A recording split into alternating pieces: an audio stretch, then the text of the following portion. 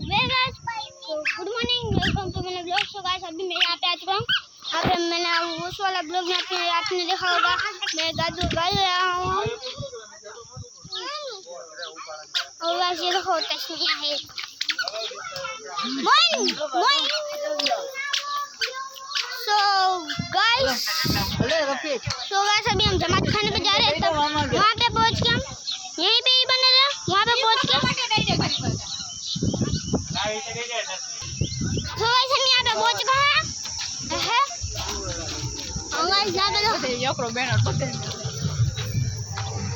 बस आप यहाँ पे देख सकते हैं हिंगोरा परिवार लिखा हुआ है। और बस आप देखो पीछे क्या नज़ारा। बस देखो पीछे देखो, ये सब पीछे वाला है, ये सब आगे वाला है। हाँ और अब हम बस इतना सारा गद्दे, चलो बस गद्दे पे खेलते हैं।